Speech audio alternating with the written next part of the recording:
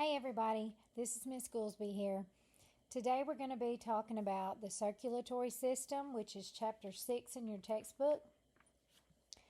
We have a lot to cover. There are 45 slides, so I'm going to jump right in. You can read over the objectives on your own. First of all, let's discuss the overview. Like, what is the main function of the circulatory system? You need to be familiar with those 5 bullets. It carries oxygen and food to the cells of the body. So if it's carrying the oxygen and food to the cells, then it's carrying CO2, which is carbon dioxide, and other waste away from the cells. Where does it carry it? It carries it to anywhere that can get rid of it. The excretory organs, kidneys, lungs, and skin. So oxygen to the cells, CO2 away from the cells. It also aids in the coagulation process, which is the clotting process where you have platelets. It also assists in defending the body against disease and in regulation of our body temperature. So what are the main components? In the cardiovascular part, we have our heart, our blood vessels, and our blood. In the lymphatic part, we have lymph vessels, lymph nodes, and lymph.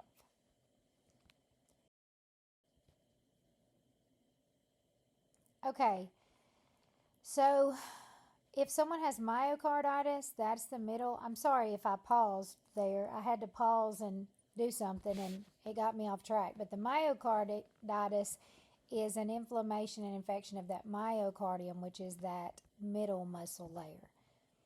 So let's go back to the atria are the receiving chambers. You need to make note of that. The atria receive blood, and the ventricles are the pumping or the delivering chambers. There are 4 valves. These valves open and close tightly like a door, and they keep the blood flowing through the heart in one direction. The valves at the entrance to the ventricles, they are called atrioventricular or AV valves. The left AV valve is also called the mitral valve. Can you see it over there? And if you'll notice, the heart is like looking in the mirror. So this picture, the left valve is actually on the right side of that picture. Then you have the right AV valve, and that is also called the tricuspid valve. The septa, there are 2 partitions called septa or septum if it's singular. They separate the right and the left sides of the heart.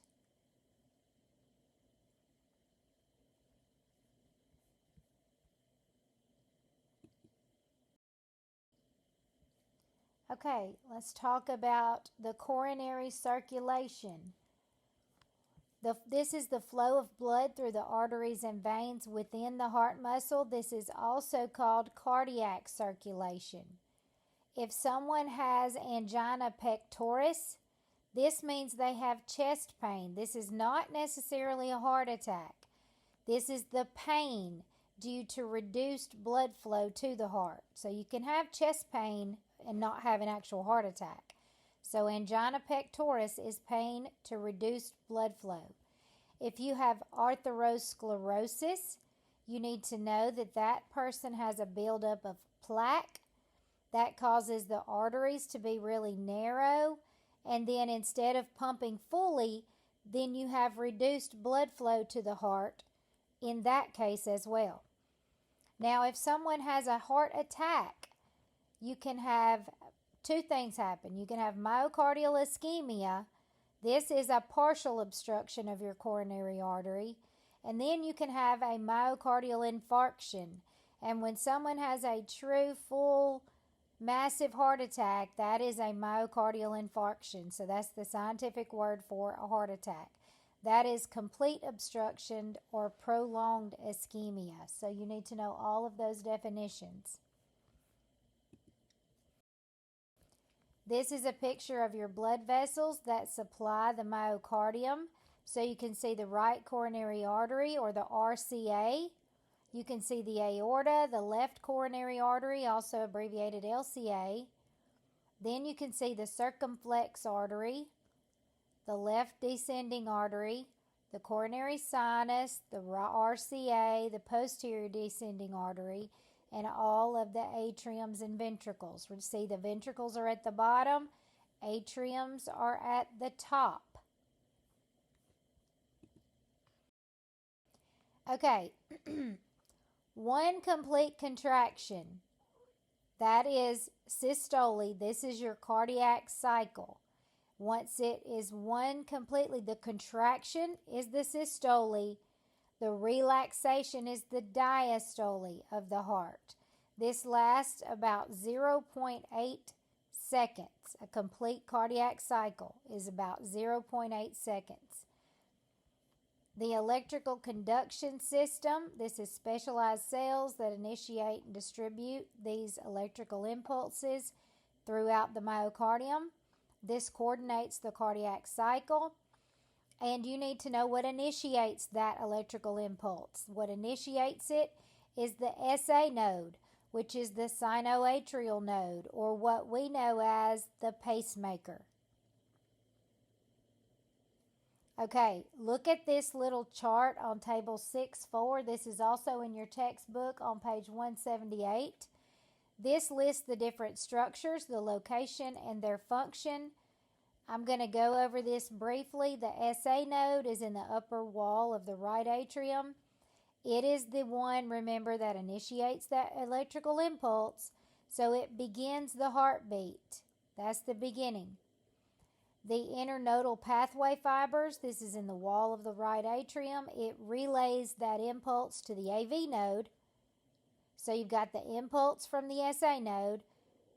The internodal fibers, they relay that impulse. Then the AV node is kicked in. So that's at the bottom of the right atrium. And this picks up that impulse and slows it down while the atria finish contracting, and it relays it through the AV bundle. The AV bundle is at the top of the interventricular septum.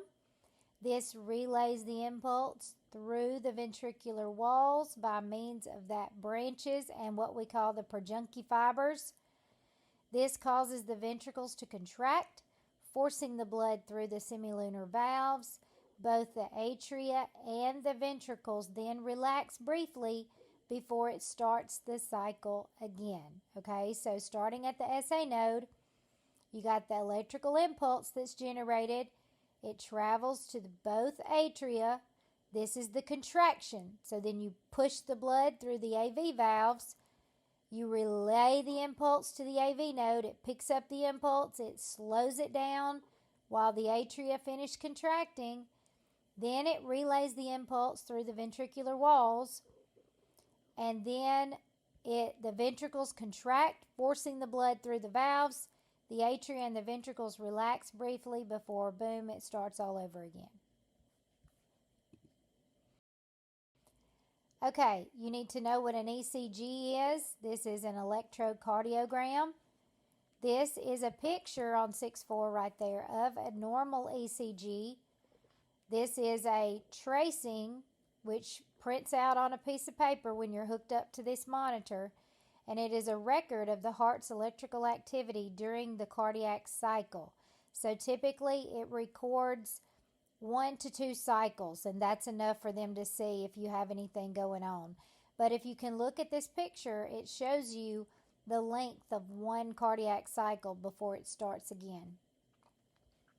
You do need to know the heart sounds.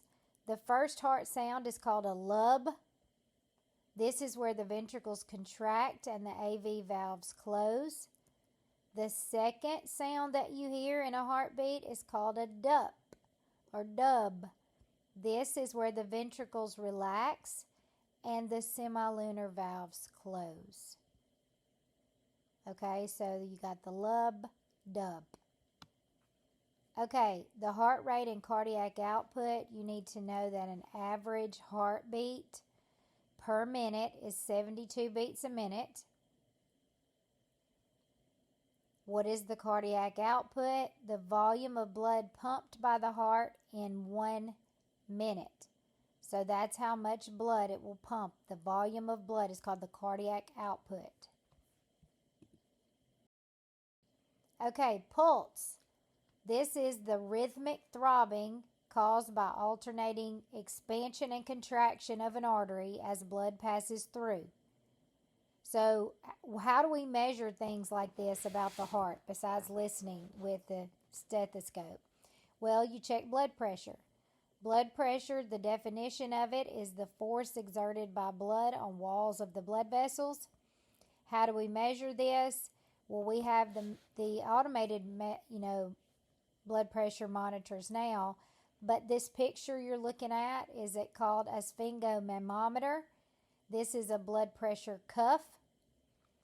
And you need to know that what systolic and diastolic means. Systolic is when it's contracting. Diastolic is when these ventricles are relaxing.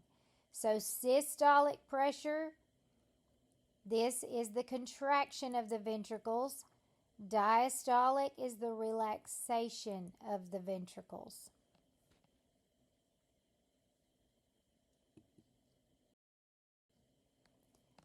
Okay, some disorders of the heart. There is a picture that I want to find for you. Okay, yes. On page 183 in your textbook, this gives you examples of the heart disorders and diagnostic tests. So this is box 6-1 on page 183 in your textbook. You do need to be familiar with some of these, like angina pectoris. Remember, that was pain on exertion by inadequate blood flow. Aortic stenosis is narrowing of the aorta.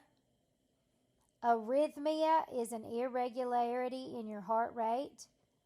AFib, or atrial fibrillation, this is an arrhythmia caused by abnormal electrical activity of the atria. Bacterial endocarditis, this is infection of the lining of the heart, commonly caused by streptococci. Congestive heart failure, this is impaired circulation due to inadequate pumping of a diseased heart. So what happens is they end up with fluid building up in the lungs or edema. Coronary artery disease, this is damaged or diseased coronary arteries, which results from plaque buildup that narrows them. Myocardial infarction, remember that's another word for heart attack or death of the heart muscle. Myocardial ischemia, remember that's just insufficient blood flow to meet the needs of the heart muscle. Pericarditis, this is inflammation of the pericardium, that layer. And valve disorders is where the valves, any of the valves within the heart, fail to work properly. The diagnostic test, you don't have to memorize this list of tests. These are just tests that you will hear in the lab, or you might see on a tube of someone you're drawing. These are tests that are done for the heart disorders and diseases. The arterial blood gases, now that would be the only one that you would not draw unless you are trained to do arterial sticks. Okay, the vascular system. The vascular system is a major part of the circulatory system. The term vascular just means pertaining to vessels. It is a network of blood vessels that, along with the heart, forms the closed loop through which blood is circulated to all parts of the body. There's two divisions. You have the pulmonary circulation and the systemic circulation. So the pulmonary circulation up here at the top, this first one, this carries blood through the closed circuit from the right ventricle of the heart to the lungs, where carbon dioxide leaves the blood and oxygen enters the blood. Then you have the systemic circulation. This serves the rest of the body. This carries oxygenated blood and nutrients from the left ventricle of the heart to the body cells and then returns it to the right atrium of the heart with blood carrying carbon dioxide and other waste products from the cells.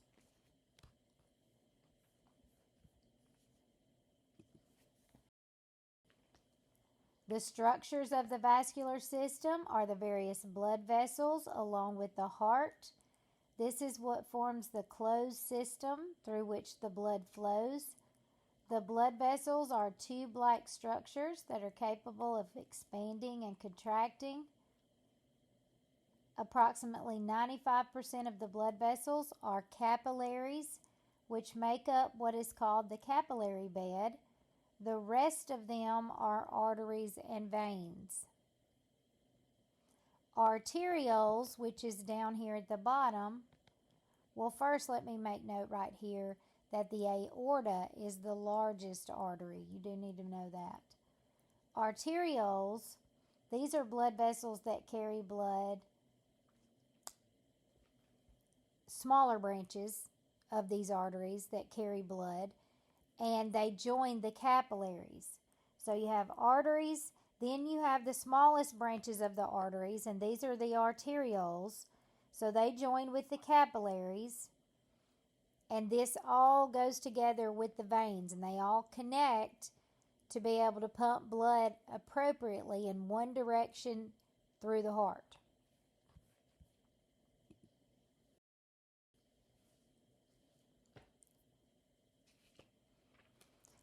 Veins, when you think about them, they're blood vessels that return blood to the heart. So most of the veins of the body are part of that systemic circulation that we were talking about, and they carry blood that is low in oxygen and high in CO2 from the tissues back to the right atrium of the heart. Because systemic venous blood is oxygen poor, it's going to be darker and more bluish red than normal arterial blood. Also, the walls of the veins are thinner than arteries are because the blood is under less pressure than arterial blood. So arteries, they have to be thick because there's a lot of pressure going through them. Veins don't have to be that thick, so they're thinner. Blood is kept moving through the veins by skeletal muscle movement and also by valves that prevent the blood from backflowing, and also pressure changes in the abdominal and thoracic cavities when we breathe. The smallest veins are called venules. The largest veins are the superior and the inferior vena cava. Capillaries are microscopic, one-cell thick vessels that connect the arterioles and the venules. They're like a bridge between the arterial and venous circulation that transport blood from the arterioles to the venules. Blood within the capillaries is a mixture of both venous and arterial blood. So when we do finger sticks, it is called a capillary stick. So that blood is not just venous or just arterial, it's a mixture. And the reason it's a mixture is because a capillary is a bridge between an artery and a vein. So you're getting that mixture of that type of blood.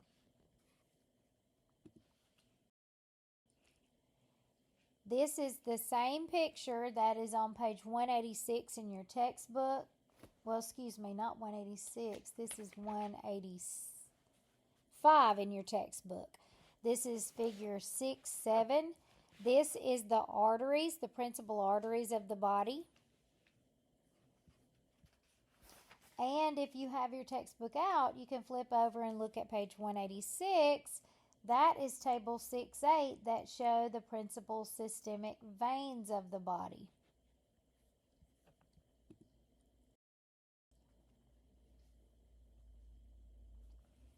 The blood vessel structure, arteries and veins are composed of 3 main layers.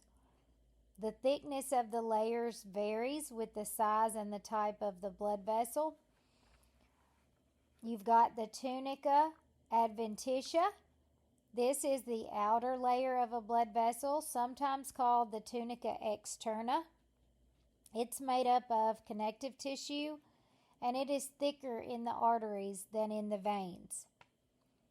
Then you have the tunica media. This is the middle layer of a blood vessel and is the thickest layer. It is made up of smooth muscle tissue and some elastic fibers. It's much thicker in the arteries than in the veins. And the last layer is the tunica intima. This is the inner layer or lining of a blood vessel, sometimes called the tunica interna. It is made up of a single layer of endothelial cells with an underlying basement membrane, a connective tissue layer, and an elastic internal membrane. The lumen is the internal space of a blood vessel which the blood flows. This is exactly where we want to be when we stick someone with a venipuncture. The lumen is the middle part of the vein. So the lumen is what we are aiming for when we draw blood. We want to stick the lumen because that's right in the middle. Valves, these are thin, membranous little leaflets composed primarily of epithelium, similar to that of the semilunar valves of the heart.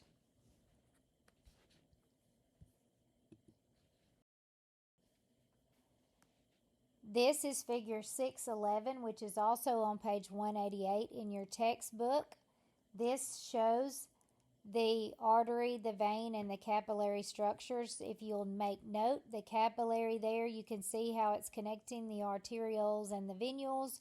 So it shows you how it just mimics like a little bridge to connect the two.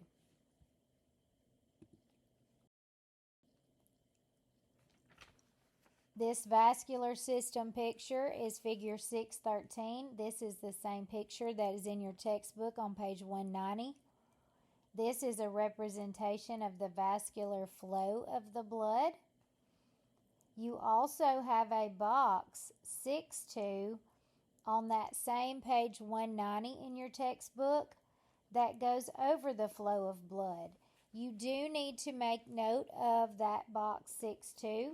I'm going to go over that flow of blood. You can follow it in this picture on this slide, or you can go to your textbook and look at it.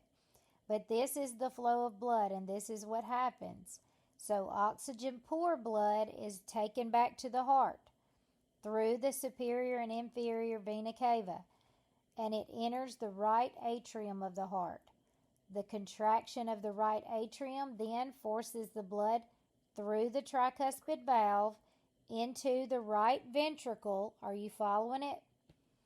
Contraction of the right ventricle forces the blood through the pulmonary semilunar valve into the pulmonary artery trunk, which branches into the right and left pulmonary arteries.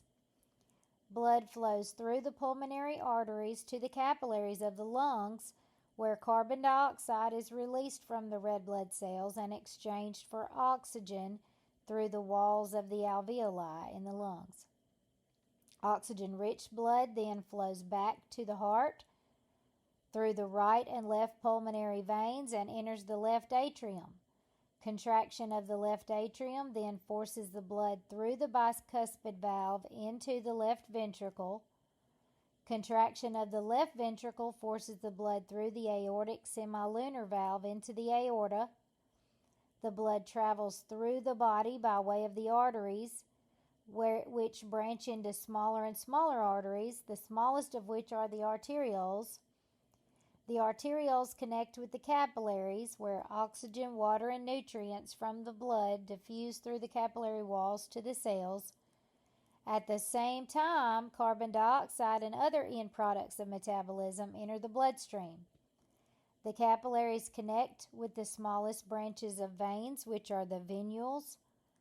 The venules merge into larger and larger veins until the blood returns to the heart by way of the superior or inferior vena cava, and the cycle begins again.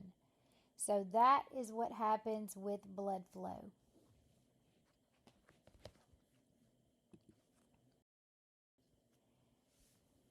Here is a picture of the anticubal antecubital fossa area of the arm. This is the area that we stick when we're doing venipunctures.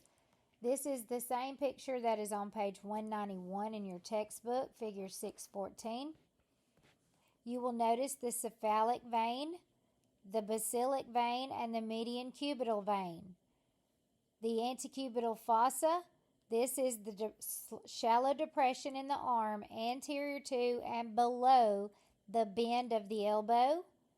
This is the site of major veins, and your first choice of venipuncture should be in that triangular area there.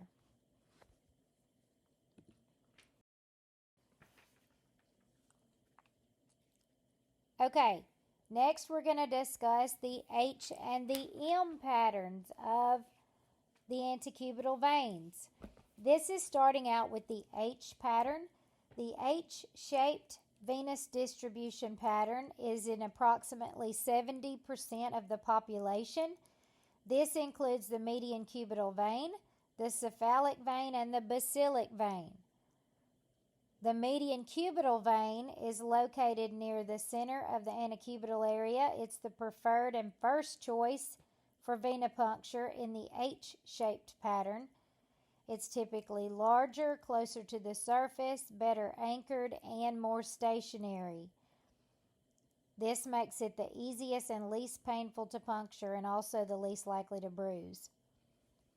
The cephalic vein is located in the lateral outer side of the antecubital area. It's the second choice vein for the H-shaped patterns. It's often harder to palpate than the median cubital, but often it is the only vein that can be palpated in obese patients. The basilic vein is the large vein that's located on the medial or inner side of the AC area. It's your last choice for venipuncture. Make sure you notice the last choice.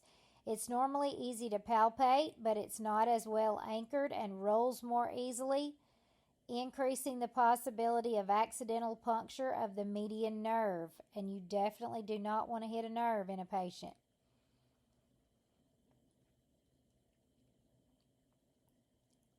Also, the brachial artery is right underneath that area, so it tends to be painful and bruised more easily in this area. Okay, now let's discuss M pattern. The veins that form the M-shaped pattern include the cephalic vein, median cephalic, median basilic, and the basilic. The median vein is also called the intermediate antebrachial vein. This is located near the center of the antecubital area. It is the first choice for venipuncture in the M-shaped pattern because it's well anchored, less painful, and not as close to any nerves. The median cephalic is on the lateral aspect of that area, and it is the second choice for venipuncture in the M-shaped pattern. The median basilic is located in the medial aspect of the AC area, and it's the last choice for venipuncture on the M pattern patients. It may appear larger and more accessible, but it's more painful to puncture. And like the basilic vein, it's located near the median nerve and the brachial artery, so you don't really want to stick that unless you absolutely have to.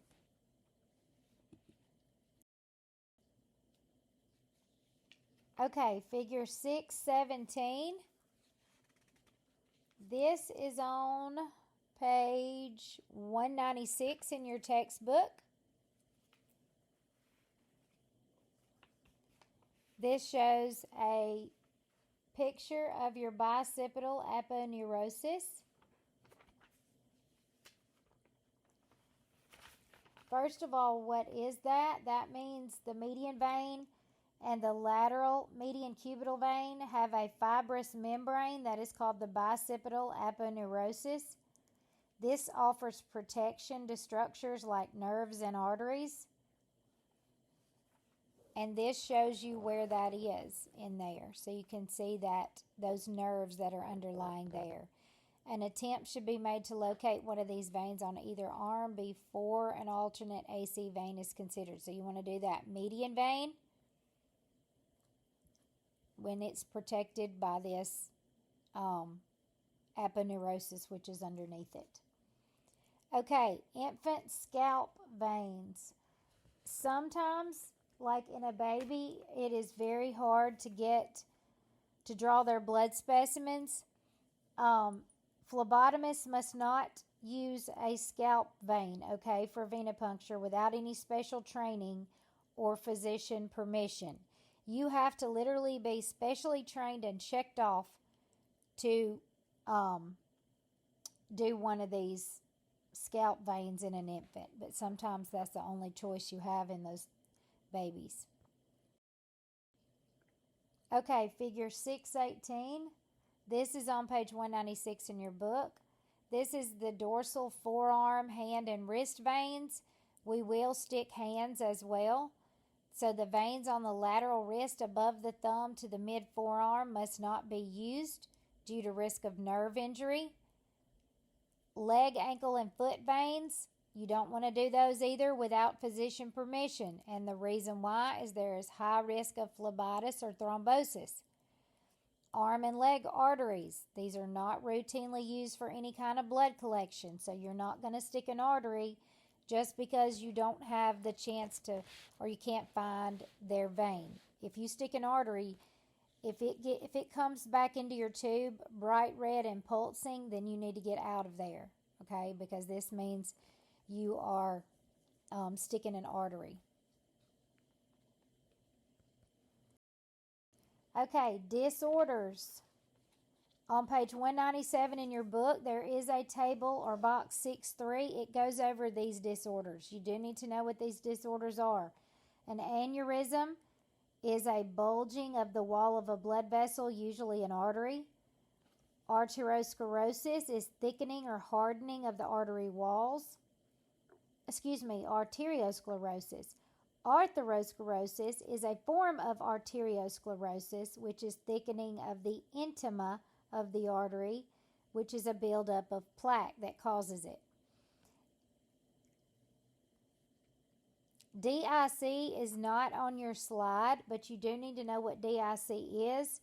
DIC stands for disseminated intravascular coagulation.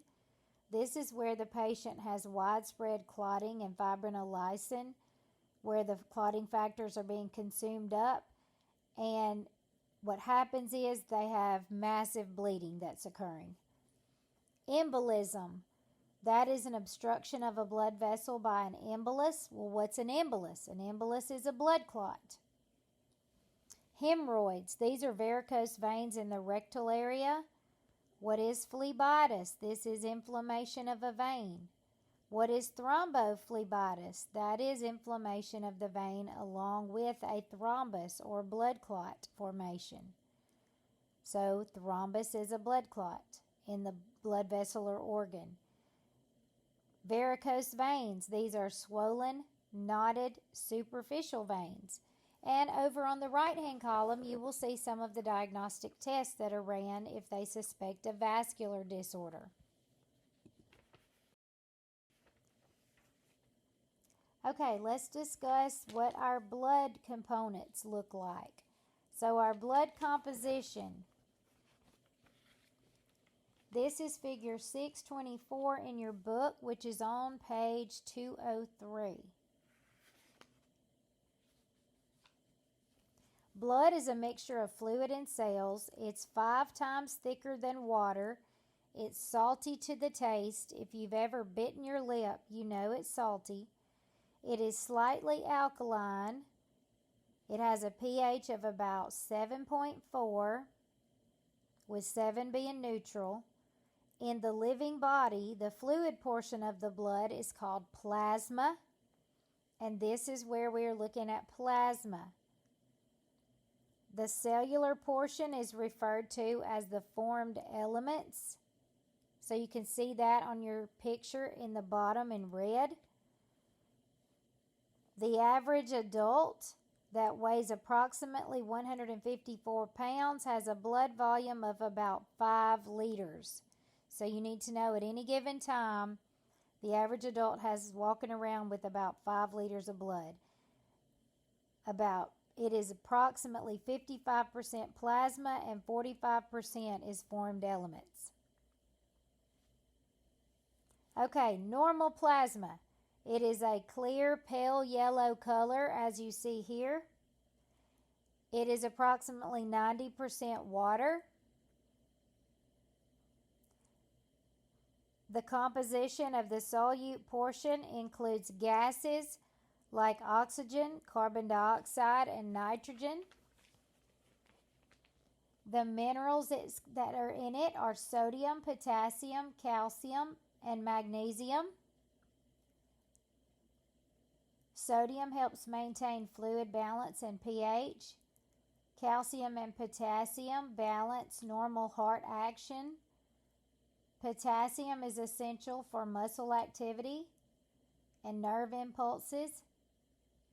Calcium is needed for proper bone and tooth formation, nerve conduction, and muscle contraction, and also calcium is important in the clotting process.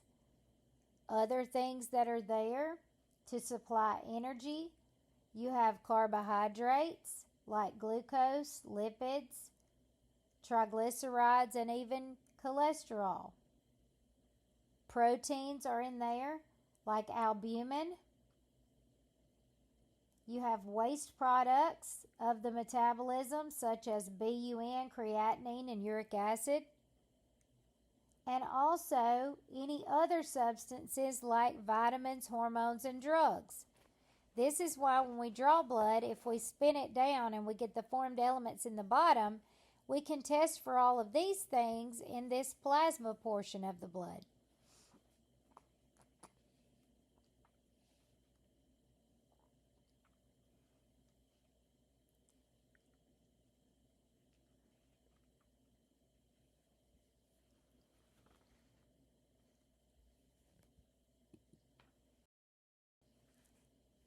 Okay, an individual's blood type. Your blood type is inherited from your parents. It's determined by the presence or absence of certain proteins called antigens on the surface of your red blood cells.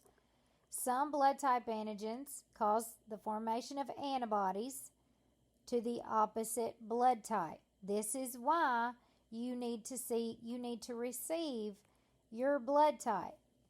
If a person receives a blood transfusion of the wrong type, the antibodies react with the donor cells and cause them to agglutinate and lyse, and that means they're going to hemolyze.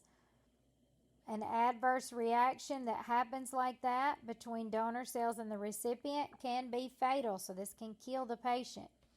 This is called a transfusion reaction. The most common method of blood typing recognizes two blood group systems. You have the ABO group system and the RH factor system. And this slide talks about the ABO and the RH factor system. The ABO blood group system recognizes four blood types. You have A, B, AB, and O. An individual who has type A has the A antigen, type B has the B antigen, type AB has both antigens, and type O has neither A nor B. Type O is the most common blood type. Type AB is the least common blood type.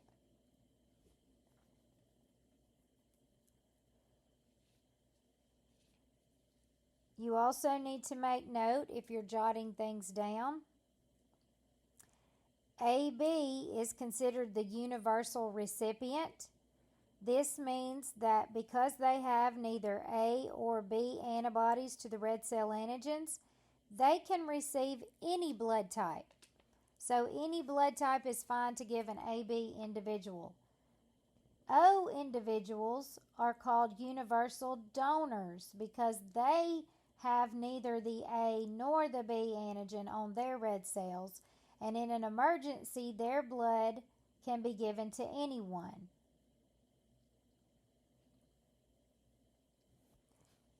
Okay, then you have the RH blood system.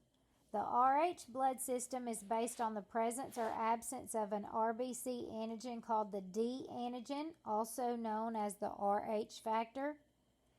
An individual whose red cells have D antigen is said to be positive for the Rh factor, or this is what causes, like if someone is O positive, then you would be the O ABO blood type, and positive means you're positive for the Rh factor. Okay, so if you're O negative, you'd be O blood type, negative for the Rh factor. So if a patient, this is what it's talking about with the Rh negative, with the hemolytic disease of the newborn. Rh negative patients must receive blood with the correct type, because if you give them Rh positive, then you're going to be introducing another antigen that they're going to make antibodies to and have issues, which could also cause a reaction. 85% of the population is Rh positive, just to give you an idea of how much.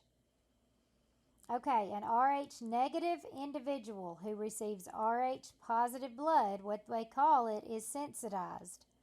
Sensitization means the immune system produces antibodies against that foreign substance, which is the Rh factor.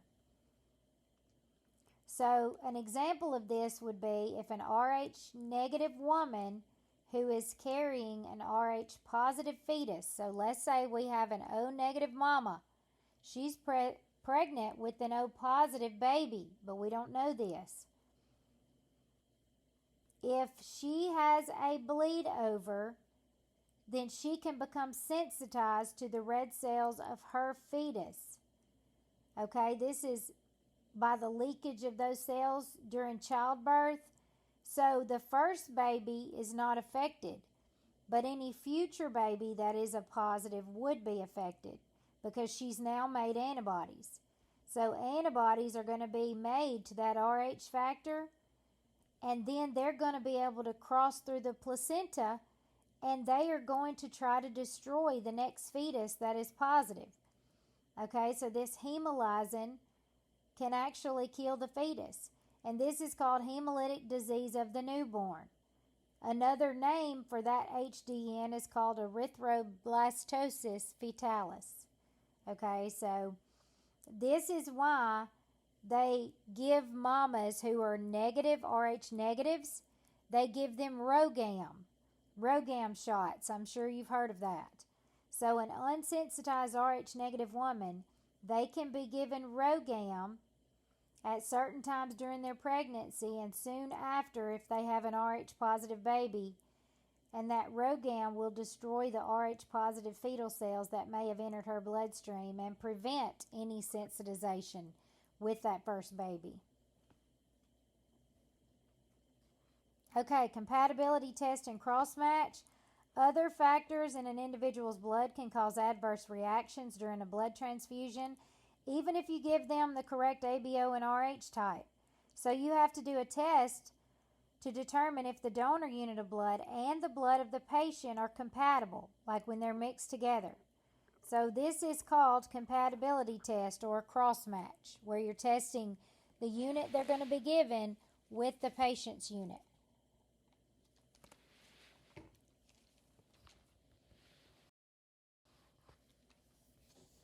Okay, serum. Blood that has been removed from the body will coagulate or clot within 30 to 60 minutes. The clot consists of the blood cells in a fibrin network. The remaining fluid portion is called serum and can be separated from the clot by centrifugation, which is spinning it down at a very high speed, and you can remove it. Normal fasting serum is a clear pale yellow color. Not all tests can be performed on serum. For example, most coagulation tests cannot be performed on serum because the coagulation factor fibrinogen and some of the other coagulation factors are used up in the clot formation. Some chemistry tests like ammonia and potassium cannot be performed on serum because clotting releases these substances from the cells into the serum, which would lead to inaccurate test results.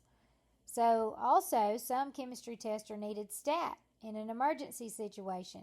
So rather than having to wait 30 minutes or more for that specimen to clot and then centrifuging it down, then you would use plasma.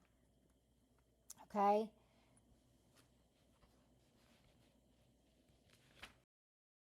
Whole blood. Some tests, including hematology tests and some chemistry tests like hemoglobin A1C, cannot be performed on serum or plasma. These tests must be performed on whole blood. This means that the blood specimen must not be allowed to clot or separate. To obtain a whole blood specimen, the blood must be collected in a tube that contains an anticoagulant. In addition, because the components will settle and separate if the specimen is left standing in a rack undisturbed, the specimen must be mixed for a minimum of 2 minutes immediately before performing the test. Here is a list of some disorders that you can have in the blood disorders. Some words you need to know. Anemia means you have reduced numbers of red blood cells. Leukemia is cancer of immature white blood cells in the blood. Leukocytosis is an abnormal increase in white blood cells. Leukopenia is an abnormal decrease in white blood cells. Multiple myeloma is uncontrolled growth of malignant plasma cells. It's another type of cancer. Polycythemia is abnormal increase in red cells. Sickle cell anemia is a hereditary anemia that involves abnormal hemoglobin that distorts the red cells into a crescent or sickle shape. Thrombocytosis is an increased number of platelets. Thrombocytopenia is a decreased number of platelets. And there are some different diagnostic tests that are typically ran for these blood disorders. Hemostasis, the ability of the body to stop the bleeding following any kind of injury. This is hemostasis, the stoppage of bleeding. It does this without affecting blood flow from the rest of the vascular system. It produces a clot to stop the bleeding and dissolves the clot when it is no longer needed. The process requires a delicate balance. If there's not enough clotting, the result is hemorrhage or bleeding. If there's too little clotting, the result is unwanted clotting or thrombosis. Coagulation is the conversion of a liquid, such as blood, into a semi-solid gel called a clot. Normal blood coagulation is a critical component of hemostasis that requires the activation of proteins called coag factors.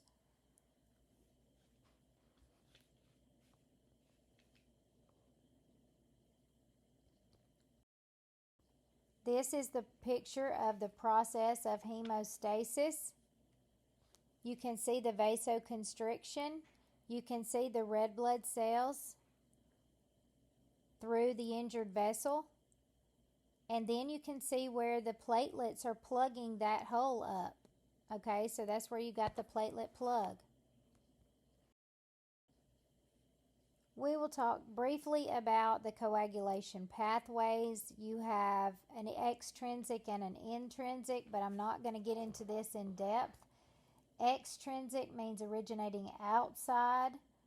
Intrinsic means that it is inside the bloodstream. So the extrinsic is what initiates that coag process. Intrinsic produces thrombin on the platelets. We're not going to get into the actual cascade. You do not have to memorize or know details about this cascade. Okay, this is just some more details on the vasoconstriction and the platelet plug. Fibrinolysis. We do need to discuss this word. This is the process by which fibrin is dissolved.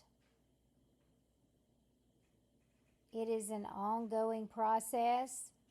It dissolves the clots that form in intact vessels, reopening them. It removes the clots from tissue as the healing occurs. The role of the liver in hemostasis. The liver synthesizes most of the coag factors. You have 5, 8, prothrombin, and fibrinogen. It produces the bile salts that are needed for the synthesis of some other factors, and also it produces heparin. These are some disorders in the hemostasis and coagulation pathways. Let's talk about the lymphatic system. This is what, as far as the function, it returns tissue fluid to the bloodstream. It protects the body by removing organisms and impurities. It processes lymphocytes, and it delivers fats that are absorbed from the small intestine to the bloodstream. As far as the structures of the lymphatic system, you have lymph, which is fluid, and then you have the lymphatic vessels, ducts, and nodes. On Figure 628, which is also in your textbook on page 211, this is a picture of the vessels and nodes of the lymphatic system. Let's talk about lymph flow. Body cells are bathed in tissue fluid that is acquired from the bloodstream. Lymph fluid is very similar to plasma, except it is 95% water. The capillaries join to form the larger vessels that empty into these terminals, and you've got 2 ducts, okay? The 2 ducts empty into the big veins. The lymph, what has happened is it's moved about as you move your body about, and it passes through the lymph nodes, and the lymph nodes are like little filters, okay? They filter out any kind of impurities. As far as the lymphatic system disorders, you have lots of different disorders there that you can look at, but I'm not going to ask you in detail about all of these. I do want you to know a couple of them. Lymphoma is one. This is, sometimes it can be benign, but most of the time a lymphoma is malignant and cancerous. It's a lymphoid tumor. You also need to know what splenomegaly is. That means you have an enlarged spleen. Hodgkin's disease, this is a malignant disorder. It's common in males. It's characterized by an enlarged lymph nodes. You've got one that's not on there, that is infectious mono. This is caused by the virus Epstein-Barr, but it also has enlarged lymph nodes. Any kind of itis, remember itis means inflammation, so like lymphangitis is inflammation of the lymph vessels, and lymphadenitis is inflammation of the lymph nodes. And then apathy, lymphadenopathy, this is just a disease of the lymph nodes. So it's not any kind of specific disease there.